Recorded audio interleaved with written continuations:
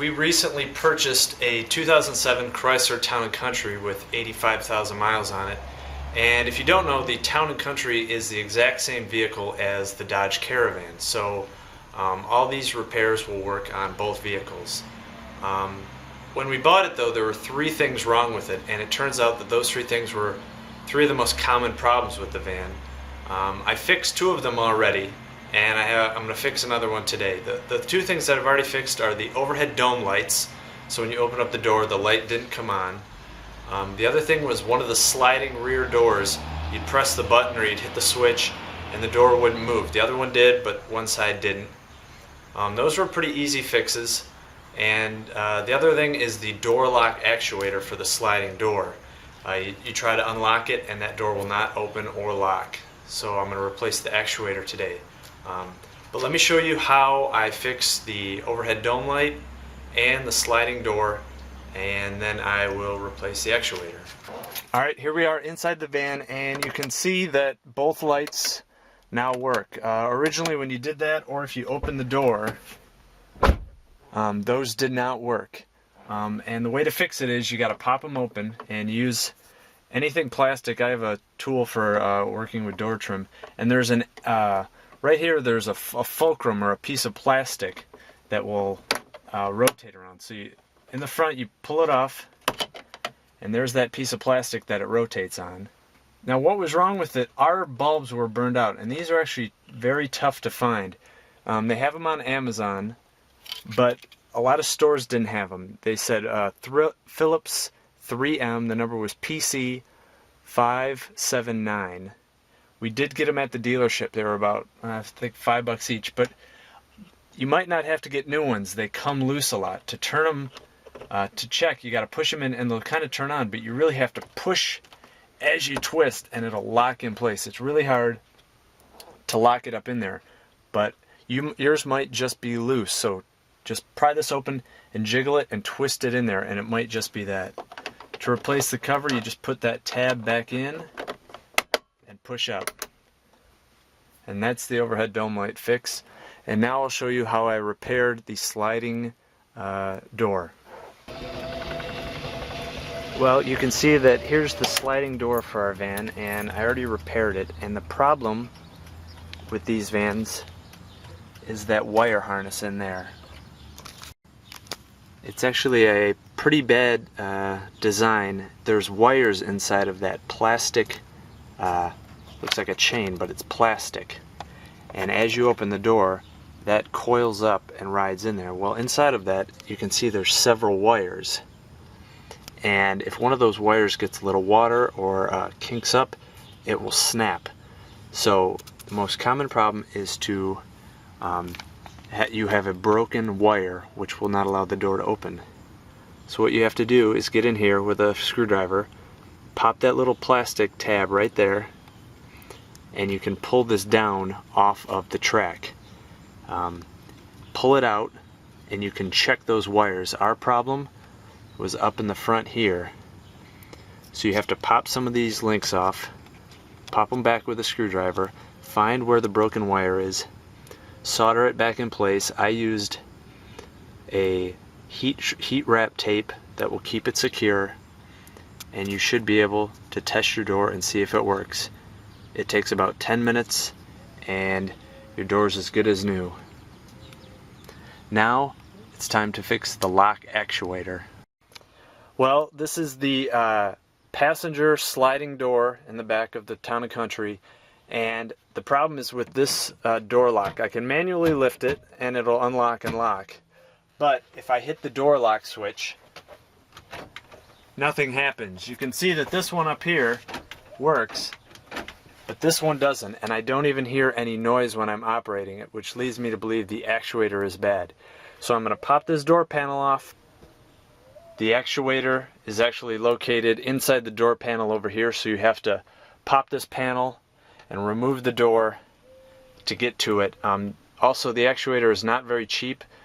We bought ours for $40 from Advanced Auto. We used a 35% off coupon, I believe. They're normally between $50 and $60. So before you replace it, make sure that's what's wrong. But if we try it and we find it doesn't work, we can always return it. So I'm going to try to get this door panel off and replace the actuator. Okay, I started by removing this top piece. I just used this tool, worked my way in, and it will pop out. It's just held in with these little plastic push-ins. This will stay in place, and now I have to remove this bottom panel. And you just go around, and without breaking it, you got to pop off the metal or plastic push-in pins. There's one. There you go. And just work your way around. You kind of feel like you're going to break it, but hopefully you don't. And that's the inside panel. And you can see here are all the pins that I was breaking or popping loose. Okay, before I remove anything, I wanted to test the new part, and you have to push and pull this off. Here's the new actuator, and I'll clip that in there. And now I'm going to try unlocking the door.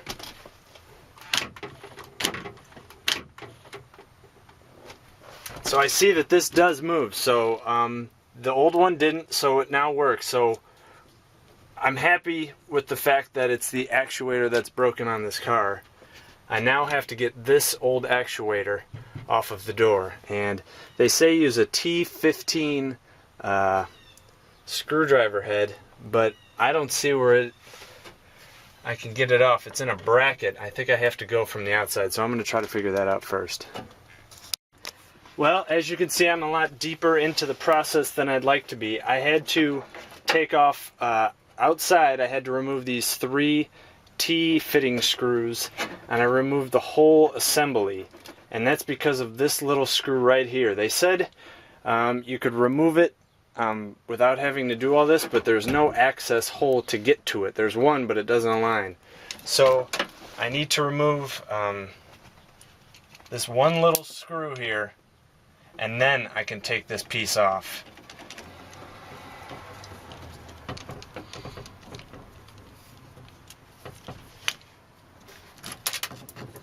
Finally, that was a lot more work than it needed to be. I wish I didn't have to take all this off, but it's off now. So, okay, I switched the green plastic piece here from the old one to the new one, and I'm ready to put this one in now. So now to put this back in place, that little tab fits over this little tab, and it slides straight down. I hope, there we go. And that hole should line up. There it is. And now I can attach this screw, which made for all the work in the beginning. Now hopefully I can put this all back into place without having anything fall off.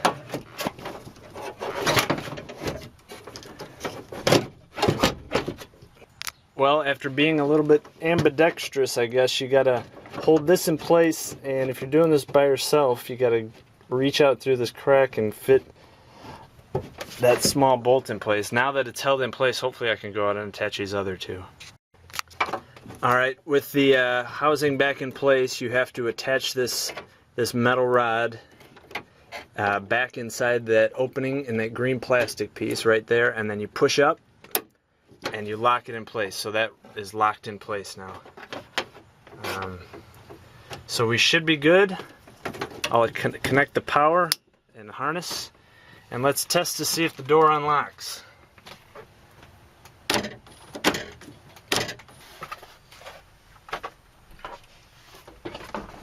Align the holes and pop it in.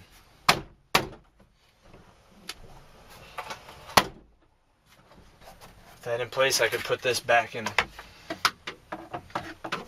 And now, test the lock, see if it still works.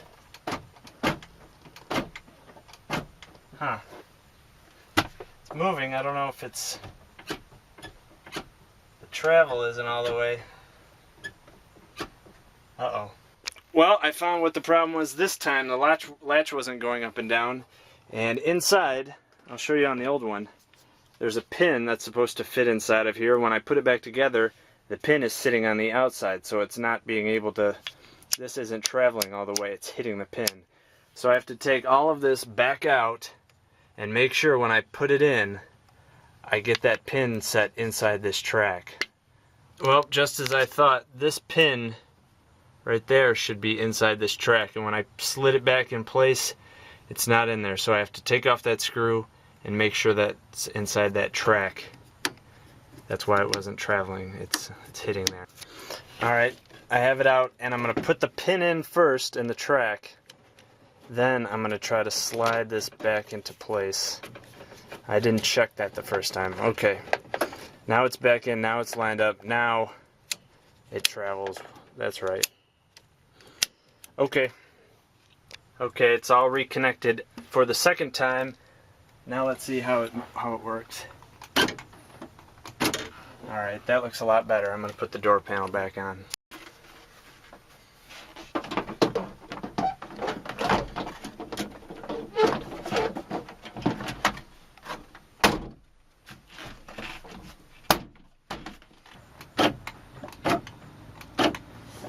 So, it turned out to be a lot more work than everything I saw online. There was another video, I think by A1 Auto or something, where they did this door, and they had to remove a screw, and they said, oh, you just pop one of that little screw off and the whole unit comes out. Well, on this side, I couldn't get to it, so I had to take that whole mechanism out by taking the 3 screws from the outside. So, finally, that's the 3 most common problems on a Chrysler Town & Country or Dodge Caravan.